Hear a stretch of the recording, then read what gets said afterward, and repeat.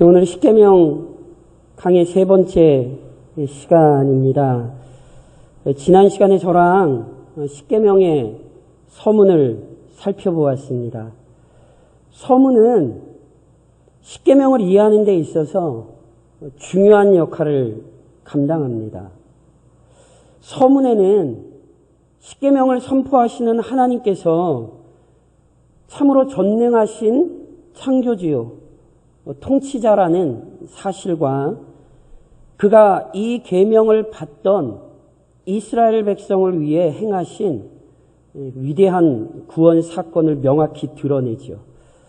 즉 영원부터 영원까지 스스로 있는 자, 거룩하고 완전하신 하나님께서 이스라엘과 친히 언약을 맺으시고 그들을 애굽의 압제에서 건져내셨습니다. 이 위대하고 놀라운 일이 일어난 것은 이스라엘 민족이 다른 민족보다 우월했기 때문이 아니라 오직 하나님께서 먼저 이들을 택하여 주시고 친히 긍휼히 여기셨기 때문입니다. 스스로 있는 자, 여호와 하나님께서 주권적으로 은혜와 사랑을 베푸셨기에 이스라엘이 존재합니다. 그리고 바로 이처럼 은혜롭고도 신비로운 역사에 근거하여 십계명이 수여되고 선포됩니다. 다시 말해 십계명은 하나님께서 그의 백성을 속박하고 괴롭게 하려고 주신 것이 아닙니다. 제가 이미 첫 시간 율법을 설명하면서도 말씀드렸죠. 율법은 우리를 괴롭게 하려고 주신 것이 아니라니까요. 오히려 이 십계명은 창조주요 구원자이신 하나님께 보여야 할 합당한 찬양과 경배의 태도를 알려줍니다. 자녀가 큰 사랑을 베푼 아버지를 섬기는 것이 마땅하고 아내가 선하고 사랑 많은 남편에게 신실하게 응답하는 것이 합당하듯이 이 계명들은 영적으로 하나님의 자녀요 아내로 부르심을 받은 백성들이 따라야 할 합당한 헌신입니다. 이런 관점에서 십계명의 권위를 명심하고 행여나 그 말씀들을 가볍게 여기면 안 됩니다. 첫 시간부터 강조했듯이 십계명은 도덕법입니다. 다시 말해 절대로 변하지 않는 하나님의 요구입니다. 무엇보다 서문에 명시되었듯이 하나님의 구원을 경험한 자들에게 주어진 명령입니다. 그렇기에 누구보다 이 계명들에 귀 기울여 순종하고 따라야 할 자들은 바로 교회입니다. 교회는 하나님께서 자기 아들 그리스도를 희생제물로 삼아 언약을 맺으신 공동체입니다. 마치 이스라엘 백성이 한때 애굽 왕의 압제에서 고통받았듯이 교회로 부르심을 받은 그리스도인들 역시 이전에는 죄와 사망의 권세 아래 묶여 있었습니다. 그러나 하나님께서 그의 아들 그리스도를 통하여 죄와 사망에서 건져내셨습니다. 그리스도의 공로 안에서 하나님의 진노의 자녀였던 자들을 사랑받는 자녀들로 변화시키셨습니다. 사탄의 지배 아래 고통받던 자들이 성령의 통치 아래서 평안과 기쁨을 누리게 되었습니다. 그런즉 어찌 그 아들을 통해 구원을 얻게 하신 하나님의 말씀에 순종하지 않겠습니까? 어찌 그 구원하신 은혜에 감격하여 그 뜻대로 살지 않겠습니까? 이처럼 그 위대하신 하나님과 그분이 행하신 일에 대한 감격 속에서 십계명을 받아야 합니다. 이제 오늘부터 본격적으로 계명을 하나씩 살펴보려고 합니다. 오늘은 첫 번째 계명이죠. 첫 번째 계명은 단순히 가장 앞에 나온 계명이 아닙니다. 첫 번째 계명은 다른 모든 계명이 요구될 수밖에 없는 근거입니다. 첫 번째 계명이 진리이기에 다른 모든 계명이 성립하게 됩니다. 그래서 이 중요한 첫 계명을 한마디로 좀 설명하자면 속으로 좀 따라하시면 좋을 것 같아요. 마스크들을 다 쓰고 계시고 말하기도 불편하시고 10계명을 기억하시며 꼭 이제 아셔야 될 내용들이에요. 그러니까 속으로 좀 한번 따라해 보시면 좋을 것 같아요. 예배의 대상, 예배의 대상. 첫 번째 계명은 예배의 대상입니다. 첫 번째 계명이 무엇입니까? 너는 나 외에는 다른 신들을 내게 두지 말라. 사랑하는 성도 여러분, 명심하십시오. 우리의 예배의 대상은 오직 하나님뿐입니다. 첫 계명은 아주 명확하게 그래서 하나님 외에 다른 신을 섬기는 것을 금지합니다. 그런데 이 계명의 표현을 잘못 이해하면 이런 생각이 들 수 있습니다. 그러니까 하나님 외에 다른 신들을 섬기지 말라는 것은 그럼 다른 신들이 존재한다는 의미인가? 그러니까 다른 신들을 섬기면 안 되고 오직 하나님만 섬겨야 한다는 요구인가? 이렇게 말씀드리면 누가 이렇게 물으면 뭐라고 답변하시겠어요? 다른 신이 존재하냐고. 그러면 뭐라고 답변하시겠어요? 당연히 하나님 외에 다른 신은 없습니다. 하나님만이 창조주이시고 다른 모든 것은 피조물입니다. 목사님, 사탄 있잖아요, 사탄. 사탄도 하나님과 동등한 존재가 절대 아닙니다. 사탄 역시 하나님의 권위 아래에 있는 피조물이라고요. 그러니까 단언컨대 하나님 외에 하나님과 같은 권위와 능력을 지닌 존재는 없습니다. 이사야 45장이 우리에게 이렇게 선포하죠. 너희는 알리며 진술하고 또 함께 의논하여 보라. 이 일을 옛부터 듣게 한 자가 누구냐? 이전부터 그것을 알게 한 자가 누구냐? 나 여호와가 아니냐? 나 외에 다른 신이 없나니 나는 공의를 행하며 구원을 베푸는 하나님이라. 나 외에 다른 이가 없느니라. 오직 하나님만이 창조주요 구원자요 통치자이며 심판자가 되십니다. 영원부터 영원까지 오직 성경을 통해 자신을 나타내신 하나님만이 참 하나님이십니다. 그렇다면 다른 신 자체가 없는데 굳이 다른 신을 섬기지 말라고 표현하여 명령하셨을까요? 주목하셔야 돼요. 이 명령이 주어진 이유는요, 하나님 외에 다른 신이 존재하기 때문이 아니라 어리석은 인간이 하나님 외에 다른 신을 만들어내기 때문입니다. 그럼 왜 인간은 이처럼 미련한 일을 행하는 것일까요? 그 이유는 이렇습니다. 하나님께서는 다른 피조물과 달리 인간만은 하나님 자신의 형상을 따라 창조하셨습니다. 그래서 하나님의 형상이란 인간이 다른 피조물과 구별되는 궁극적인 근거입니다. 피조물 중 인간만이 지닌 독특함과 특권은 모두 하나님의 형상에 기인합니다.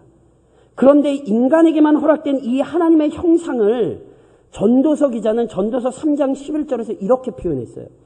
하나님이 모든 것을 지으시되 모든 것을 지으셨어요. 때를 따라 아름답게 하셨고 또 사람에게는 영원을 사모하는 마음을 주셨느니라. 모든 것을 하나님이 지으셨는데요. 사람에게만 영원을 사모하는 마음을 주셨어요. 그럼 성도 여러분, 영원이 뭡니까? 영원. 잘 기억하셔야 됩니다. 영원이란 피조물에게서는 찾을 수 없고 오직 하나님께만 적용돼요. 왜요? 창조됐잖아요. 즉 시작이 있어요. 그러니 영원한 건 하나님 외에는 없어요. 그래서 이 구절은 하나님의 형상으로 창조된 인간만이 영원하신 하나님을 사모하는 존재였다는 뜻이에요. 조금 더 구체적으로 설명드리면 인간은 하나님을 바르게 알고 사랑하고 그 뜻에 순종하며 교제했습니다. 그런데 인간이 불순종했을 때 이 하나님의 형상에 문제가 발생합니다. 그래서 하나님의 형상이 송두리째 사라지거나 없어진 것은 아니지만 이것이 크게 손상을 입어 올바르게 기능하지 못하는 상태가 됩니다. 그 결과 인간은 하나님의 존재와 권위에 대해 무지한 존재로 전락합니다. 하나님께서 그 영광을 보여주셔도 그 권위를 부인하고 대적하게 되었습니다. 전도서의 표현을 제가 빌려서 좀 설명하면 영혼을 사모하던 마음이 고장이 나서 오작동을 일으키는 거예요. 심지어 영원하지 않은 것을 영원한 것처럼 여기며 그 영원하지 않은 것을 사모해요. 그래서 생겨난 것이 무엇입니까? 본래 존재하지 않는 다른 신입니다. 그래서 예레미야 10장에서 우상을 이렇게 얘기하잖아요. 사람마다 어리석고 무식하도다. 은장이보다 자기의 조각한 신상으로 말미암아 수치를 당하나니 이는 우상은 그가 부어 만든 우상은 거짓 것이요 그 속에 생기가 없습니다. 원래 있는 거예요? 아니, 없는 거예요. 다른 신, 일반적으로 말하는 우상이란 진짜로 존재하는 것이 아니에요. 하나님과 같은 능력과 영광을 지닌 존재들이 실제하기에 인간이 그것을 인식한 것이 아니라 어리석은 인간이, 하나님의 형상에 문제가 생긴 인간이 스스로 생각하고 갈망하여 없는 존재를 마치 있는 것처럼 여긴 것입니다. 우상 또는 다른 신을 만들어내는 것은 영원하신 하나님을 사모하던 인간의 마음이 영원하신 하나님이 아닌 다른 것을 사모하고 있다는 결정적인 증거인 셈입니다. 그렇기에 하나님께서 첫 계명을 통해 아주 명확히 밝히시는 거예요. 하나님만이 유일한 예배의 대상이십니다.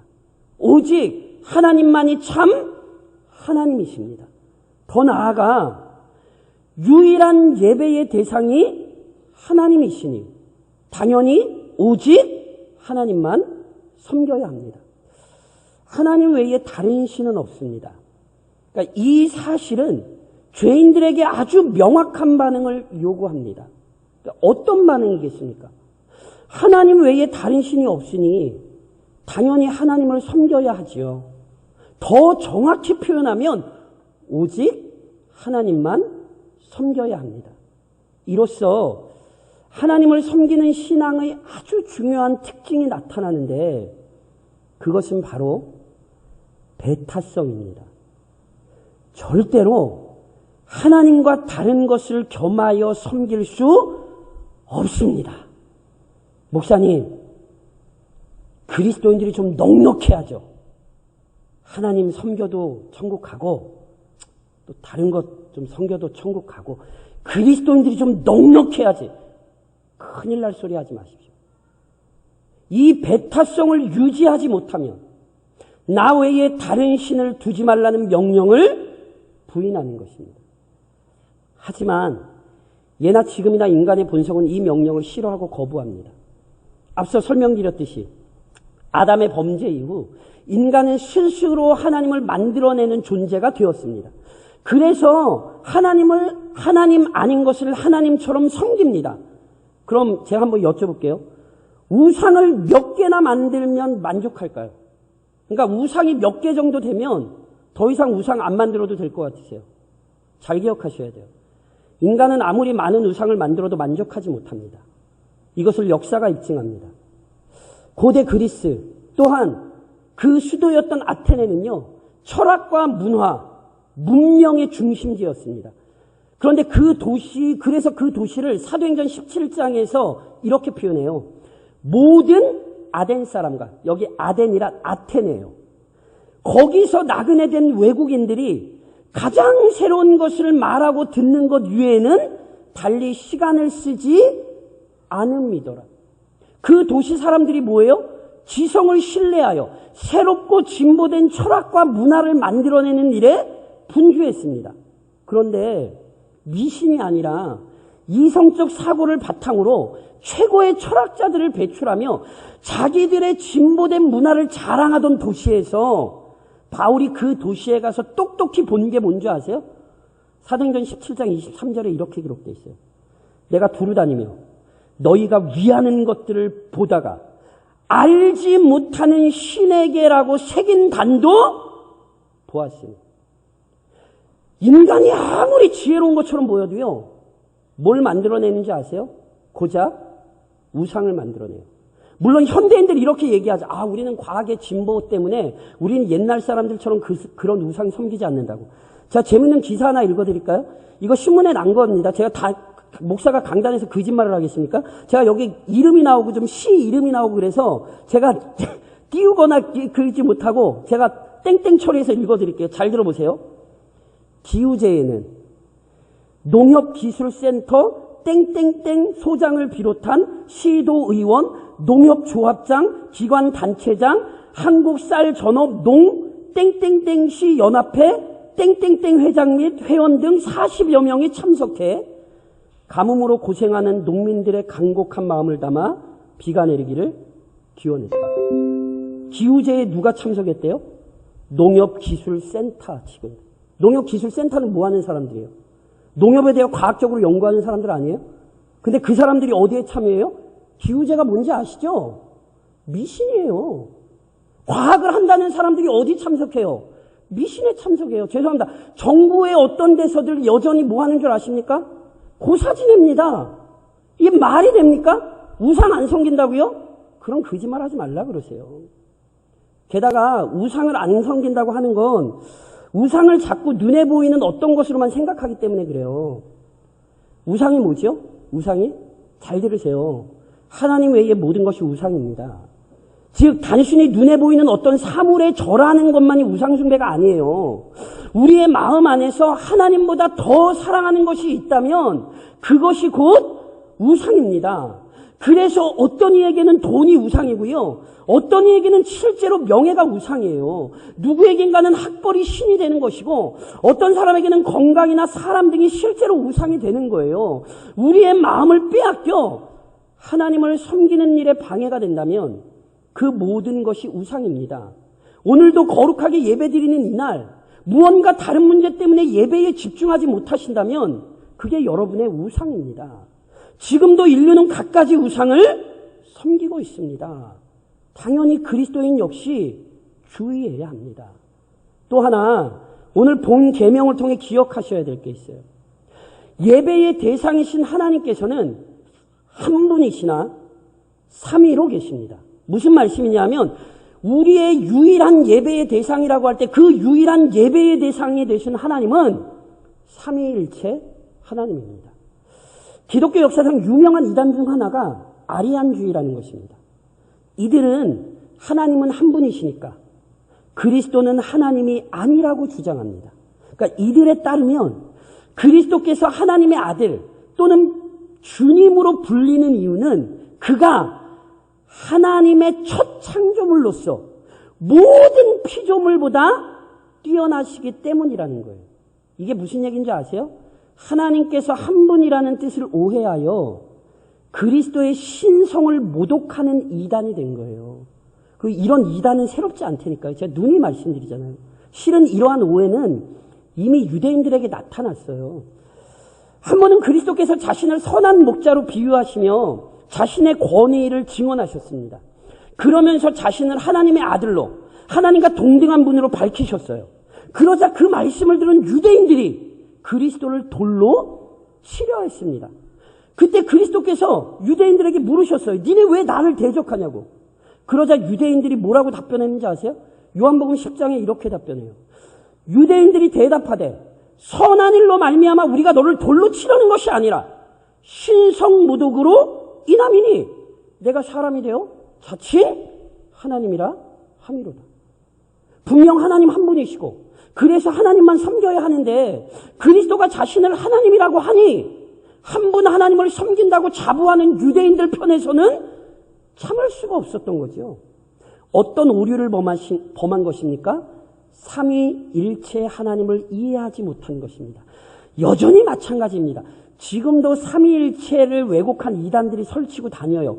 여호와의 증인, 몰몰교, 하나님의 교회 이거 다 아리안 이단이에요. 똑같은 이단이에요. 그런즉 삼위일체 하나님에 대한 분명한 이해를 지닌 그리스도인이 되어야 합니다. 우리는 일반적으로 이렇게 표현하죠. 하나님은 한 분이시나 삼위로 계신다. 하나님이 한 분이시라는 뜻은 단순히 숫자적 의미로 하나, 한 개라는 의미가 아닙니다.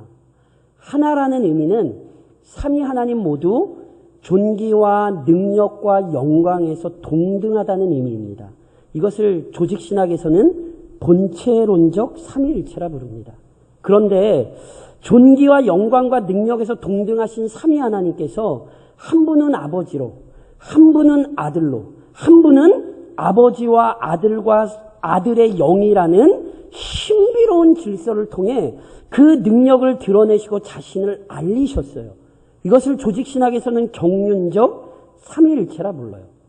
이것을 완전히 이해하는 것은 우리에게 불가능해요. 그런데 우리가 이것을 믿는 이유는 성경의 가르침이기 때문에 그래요. 그래서 교회는 삼위일체 하나님을 믿는 거예요. 그리고 이 삼위일체 하나님을 믿기에 잘 기억하셔야 돼요. 우리는 그리스도 안에서 아버지이신 하나님을 믿습니다. 동시에 우리는 구원자요 아들이신 그리스도를 믿습니다.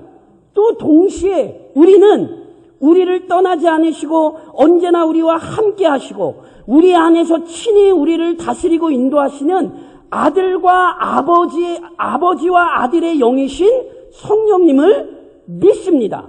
이게 하나님 외에 다른 신을 섬기지 않는 거예요. 성부, 성자, 성령 하나님을 온전히 믿고 신뢰하는 것, 오직 그 삼위일체 하나님을 섬기는 것, 이것이 첫 번째 계명이 요구하는 바요. 이것이 첫 번째 계명이 우리가 지켜야 될 것을 가르치는 내용입니다. 그런즉 사랑하는 성도 여러분, 이 첫 번째 계명을 기억하며 우선 살아계신 하나님의 시선을 언제나 의식하고 주의하십시오. 본문에 이제 나 외에는 이라고 번역된 부분을 직역하잖아요. 나의 얼굴 앞에서 이런 말이에요. 그러니까 이는 하나님께서 우리의 삶을 감찰하신다는 사실을 강조한 표현이에요. 시편 11편에 이런 말씀이 있잖아요. 여호와께서는 그의 성전에 계시고 여호와의 보좌는 하늘에 있으며 그의 눈이 인생을 통촉하시고 그의 안목이 그들을 감찰하시는도다. 진실한 그리스도인이라면 참된 하나님의 자녀라면 언제나 이 사실을 인식하고 살아갑니다. 무엇보다 하나님께서 언제나 감찰하신다는 사실, 그가 우리의 모든 삶을 보신다는 사실을 인식해야 하나님을 온전히 섬길 수 있습니다. 실제로 악인의 특징이 뭔지 아세요? 악인의 특징은 하나님의 얼굴, 하나님의 시선을 의식하지 않는 거예요. 시편 53편이 그래서 악인을 뭐라고 표현했어요? 어리석은 자는 그의 마음에 이르기를 하나님이 없다 하도다. 그들은 부패하며 가증한 악을 행하며 선을 행하는 자가 없도다. 악인의 특징은 하나님을 부인하는 거예요. 그런데요, 이처럼 하나님의 존재를 부인하는 행태와 관련하여 명확히 좀 분별하실 내용이 있어요. 무슨 말씀이냐면 일명 이론적 무신론자로 구별할 수 있는 사람들이 있습니다. 이들은 말 그대로 하나님의 존재를 부인하고 믿지 않는 자들입니다. 제가 교회 안에서도 직접 대놓고 나는 교회는 나오지만 하나님은 믿지 않는다라고 고백하는 사람들 저는 꽤 만나봤어요. 그러니까 이론적 무신론자들이 실은 교회에 없는 게 아니에요. 있어요. 그런데 이와 달리 실질적 무신론자로 구별되는 사람들이 있어요. 그러니까 이 사람들은 신의 존재 자체를 부인하지는 않아요. 신적 존재가 있다는 사실을 인정하고 때로 신적 존재를 의지하기도 해요. 하지만 실질적 무신론자들은 성경에 기록된 대로의 하나님을 인정하는 것은 아닙니다. 그러니까 이들은 단지 자신의 방식에 따라 예배하면서도 자신을 신실하게 여깁니다. 이게 뭐와 연관되는지 아세요? 다음 주에 살펴볼 두 번째 계명과 연관됩니다. 자기 마음대로 하나님을 섬기는 사람들이 있어요. 또 하나 경계해야 할 무신론자가 있는데 일명 실천적 무신론자입니다. 그러니까 이 사람들은 신적 존재를 믿는다고 고백해요. 심지어 성경이 증언하는 하나님을 유일하신 하나님으로 믿는다고 고백까지 해요. 하지만 실제의 삶에서는 전혀 하나님을 두려워하지 않고 자기 욕망을 따라 마음대로 삽니다. 그래서 보세요. 이게 왜 중요한지 아세요? 실질적, 실천적 무신론자들은 세상에 있지 않고 교회 안에 있어요. 혼동하지 마세요. 언제나 교회 안에는 믿음이 견고한 성도만이 아니라 그 신앙이 온전하지 못하여 성경에서 벗어난 삶을 살아가는 성도들이 있지요. 우리가 그러하고 그런 성도들이 항상 있어요. 그러니까 그런 연약함은요, 마땅히 성장해야 되는 거예요. 그러니까 신앙생활하며 우리의 신앙이 바르게 성장해야 되죠. 하지만 문제는 여기 있어요. 실질적 또는 실천적 무신론자들은 본래는 불신자인데 자신을 성도로 착각하는 사람이에요. 그러니까 이 사람은 넓은 길을 걷고 있으면서 자기는 좁은 길을 걷고 있다고 여기는 거예요. 그렇기에 지금 하나님이 자신을 보고 계시다는 사실, 하나님의 시선을 인식하는지를 확인하는 일이 중요해요. 우리 믿음의 선배 요한 칼빈 선생님이 책상 앞에 써놓은 문구가 있죠. 코람데오. 우리말로 하나님 앞에서, 하나님 존전에서. 사랑하는 성도 여러분, 이 삶을 회복하셔야 돼요. 하나님 앞에 내 삶이 있다는 삶을 회복하지 못하시면 첫 번째 계명은 우리에게 무용지물이 되는 것입니다. 그리고 더 나아가 힘을 다해 하나님을 사랑하고 섬기십시오. 이번 십계명 시리즈 설교를 시작하며 첫 시간에 제가 율법에 관해 설명드렸어요. 율법은 죄가 무엇인지 드러내고 그 죄에 대한 심판을 선언하죠. 그런데 동시에 율법은 선이 무엇인지에 대해서도 아주 명확히 알려준다고 설명드렸어요. 그래서 그 선이나 의에 미치지 못한 경우 율법은 이에 대해서도 심판을 선언합니다. 그러니까 이런 관점에서 첫 번째 계명을 설명드리면요. 우선 하나님 외에 다른 것 섬기시면 죄예요. 오직 유일한 예배의 대상이신 하나님만 섬겨야 돼요. 그렇지 않으면 죄예요. 그런데 이걸로만 끝나시면 안 돼요. 하나님을 섬기는 일에 열심을 내지 않으면 이건 역시 죄라는 사실을 명심하십시오. 모세가 신명기 6장에서 분명히 무엇라 가르쳤습니까? 이스라엘아 들으라. 우리 하나님 여호와는 오직 유일한 여호와이시니 너는 마음을 다하고 뜻을 다하고 힘을 다하여 내 하나님 여호와를 사랑하라. 하나님 외에 다른 것 섬기는 것만 죄가 아니라 뜻과 마음과 뜻과 힘을 다해 하나님을 섬기지 못하면 그게 곧 죄가 되는 거예요. 아, 목사님 너무하는 거 아닙니까? 이런 생각이 잠깐 머릿속을 스쳐 지나가실 수 있어요. 하지만 속지 마십시오.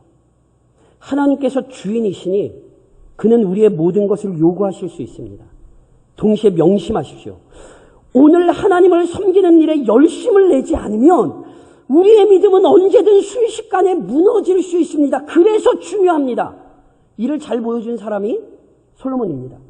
솔로몬은 왕위에 오르며 하나님의 영광을 위해 지혜를 구했잖아요. 잘 아시잖아요. 시작이 참 좋았어요. 하지만 솔로몬은 하나님의 영광을 위해 살고자 하는 열심을 유지하지 못했습니다. 열왕기상 11장에 그래서 어떻게 기록되는지 아세요? 솔로몬의 나이가 많을 때에 그의 여인들이 그의 마음을 돌려 다른 신들을 따르게 하였으므로 왕의 마음이 그의 아버지 다윗과 같지 아니하여 그의 하나님 여호와 앞에 온전하지 못하였습니다. 시작은 좋았으나 믿음에서 이탈했어요. 믿음으로 사는 것이 또는 오랜 시간 신앙을 지킨 것이 참으로 복된 것으로 맞춰지기를 원하신다면 오늘 힘을 다해 하나님을 사랑하는 일을 멈추지 마십시오. 이것이 우리의 힘이요 기쁨입니다. 마지막으로 유혹을 이기고 만물을 다스릴 수 있는 지혜와 능력을 구하십시오. 인간의 존귀와 영광은 하나님의 형상에 따라 창조되었다는 사실에 있어요. 그런데 이 하나님의 형상이요 죄로 인해 손상되었다가 그리스도 안에서 다시 회복되거든요. 그런즉 죄 짓기 전 아담이 만물을 다스렸던 것처럼 우리 역시 만물을 다스려야 합니다. 조금 다시 설명드리면 돈은 다스려야 될 대상이지 의지할 대상이 아니세요. 건강도 마찬가지고요. 명예도 마찬가지고 재능도 마찬가지예요. 우리에게 있는 모든 것은 다스려야 될 대상이지 의지할 대상이 아니라고요. 명심하십시오. 하나님께서 우리 각자에게 주신 은사가 있고 은혜가 있어요. 그러니까 이 모든 것을 주신 이유는 이걸 가지고 천국에 들어갈 때 사용하라고 주신 게 아니에요. 베드로전서 4장에 보면 이런 말씀이 있어요. 각각 은사를 받은 대로 하나님의 여러 가지 은혜를 맡은 선한 청지기 같이 서로 봉사하라. 무슨 말씀인지 아세요? 우리에게 주신 것을 지혜롭게 사용하는 자가 천국을 얻기에 합당한 자예요. 그러니까 우리에게 주신 것에 이끌려가고 거기에 마음을 빼앗기시면 안 돼요. 천국에서 이 모든 것을 어떻게 사용했는지에 대해 그리스도 앞에서 결산하실 거예요. 그런즉 참으로 좋은 것을 허락하신 하나님만 신실하게 의지하십시오. 오직 하나님만 예배하십시오. 행여나 그가 주신 좋은 것들의 마음을 빼앗겨 그것을 우상화하지 않도록 주의하십시오. 그것을 잘 다스려 선한 청지기로 우리 주님 앞에 드러나시기를, 이번 한 주간도 그런 삶을 살아가시기를 우리를 심판하실 주님의 이름으로 간절히 권면드립니다.